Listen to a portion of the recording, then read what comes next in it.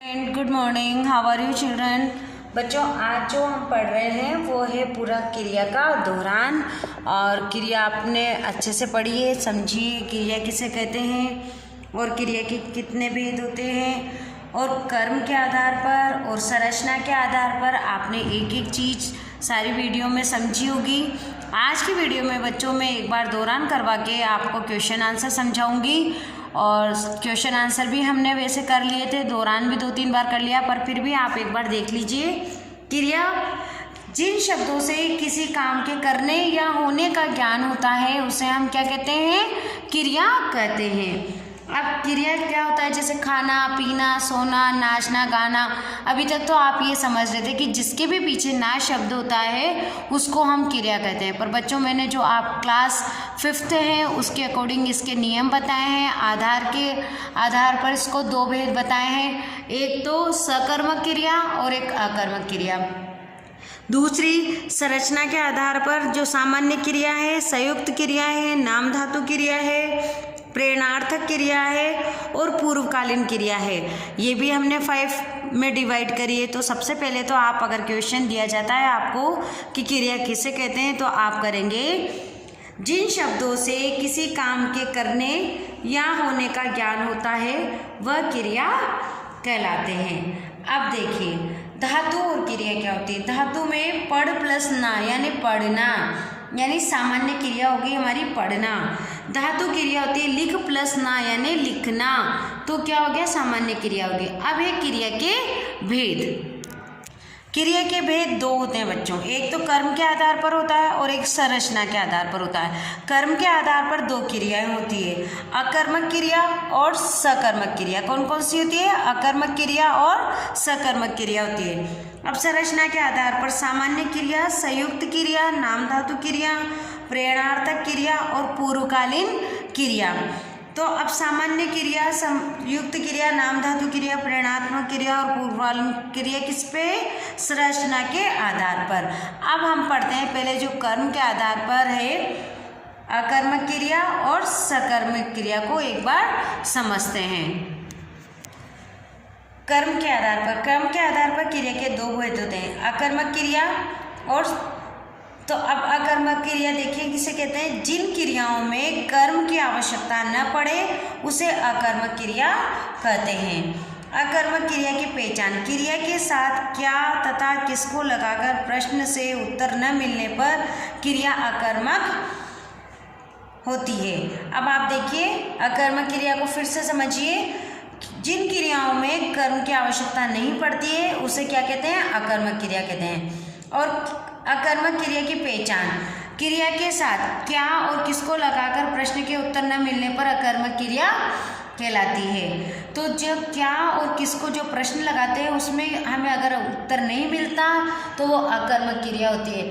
और अगर हमें क्या तथा किसको लगाने पर अगर उत्तर मिल जाता है तो वो होती है हमारी सकर्मक क्रिया। जैसे क्रिया के साथ क्या तथा किसको लगाकर प्रश्न करने से उत्तर मिलने पर सकर्मक क्रिया होती है।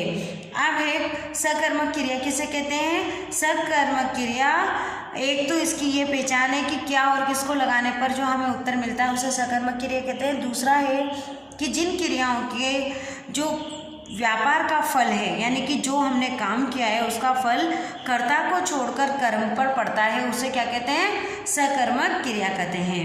अब सकर्मक क्रिया के 2 भेद हैं। सकर्मक क्रिया के 2 भेद हम समझेंगे। सकर्मक क्रिया के 2 भेद हैं, जिसमें है कि एक कर्मक क्रिया और द्विकर्मक क्रिया। एक कर्मक क्रिया, जिस क्रिया का केवल एक ही कर्म होता है उसे कहते हैं एक कर्मक क्रिया। और द्विकर्मक क्रिया, जिस क्रिया के 2 कर्म होते हैं उसे कहते हैं द्विकर्मक क्रिया। तो एक कर्मक क्रिया क्या है? कि जिस क्रिया का एक ही कर्म होता है उसे एक कर्मक क्रिया कहते हैं। और द्विकर्मक क्रिया, जिस क्रिया के 2 भेद होते हैं या 2 कर्म होते हैं उसे द्विकर्मक क्रिया कहते हैं। अब आप समझिए संरचना के आधार पर। देखिए बच्चों, संरचना के आधार पर इसे 5 भागों में डिवाइड किया गया है। कितने भागों में? 5 भागों में। अब पहला भाग है सामान्य क्रिया। जब वाक्य में एक ही क्रिया का प्रयोग हो तो वो सामान्य क्रिया कहलाती है। जब वाक्य में एक ही क्रिया का प्रयोग होता है तो क्या होता है, सामान्य क्रिया कहलाती है। संयुक्त क्रिया, दो या दो से अधिक धातुओं के योग से बनी क्रिया को क्या कहते हैं, संयुक्त क्रिया कहते हैं। तीसरी है नाम धातु क्रिया। बच्चों नाम धातु क्रिया क्या होती है कि जैसे कुछ शब्द होते हैं विशेषण के, क्या होते हैं, विशेषण के शब्द होते हैं, जैसे गरम, बात, हाथ, अपना। तो गरम, गरम का विशेषण हो गया गरमाना, बात का हो गया बतियाना, हाथ का हो गया हथियाना, अपना का हो गया अपनाना। तो ये हो गया गरम का गरमाना, बात का बतियाना, हाथ का हथियाना, अपना का अपनाना। तो ये होता है नाम धातु क्रिया। अब फोर्थ है प्रेरणार्थक क्रिया और 5 है पूर्वकालीन क्रिया। तो ये भी आप समझिए। प्रेरणार्थक क्रिया, काम करना या करवाना क्रिया के जिस रूप से पता चले कि कर्ता स्वयं काम न करके दूसरे को कार्य को करवाने करता है, उसे क्या कहते हैं, प्रेरणार्थक क्रिया कहते हैं। कि क्रिया के जिस रूप से यह पता चलता है कि कर्ता स्वयं कार्य न करके किसी दूसरे को कार्य करने के लिए प्रेरित करता है, उसे प्रेरणात्मक क्रिया कहते हैं। पूर्वकालीन क्रिया, जिस क्रिया का पूरा होना वाक्य की मुख्य क्रिया के पूरे होने से पूर्व पाया जाए, उसे पूर्वकालीन क्रिया कहते हैं। तो बच्चों अब आप समझ गए, पहले भी आपको बताया है क्रिया क्या होती है, क्रिया के भेद कितने होते हैं। क्रिया के 2 भेद होते हैं, कर्म के आधार पर, संरचना के आधार पर। अब क्रिया के जो कर्म के आधार पर है उसमें कितने भेद होते हैं, 2 होते हैं, एक तो सकर्मक और एक अकर्मक। अब जो संरचना के आधार पर होती है उसमें कितने होते हैं, 5 भेद होते हैं, सामान्य, संयुक्त, नाम धातु, प्रेरणार्थक और पूर्वकालीन क्रिया। तो अब आपको अगर क्वेश्चन दिया जाता है कि क्रिया किसे कहते हैं, अकर्मक क्रिया किसे कहते हैं और सकर्मक क्रिया किसे कहते हैं, तो बच्चों आप चैप्टर डाल के क्रिया लिख के हिंदी व्याकरण का जो टॉपिक डालेंगे उसमें आप ये टॉपिक डालेंगे और उसके बाद जो मैं आपको एक्सरसाइज के फ़ोटो सेंड कर रही हूँ, अगर आप चाहें तो उसे लिख सकते हैं, चाहें तो आप समझ सकते हैं, पर जो 3 क्वेश्चन आंसर हैं वो आपको अपनी नोटबुक में करना है। Thank you.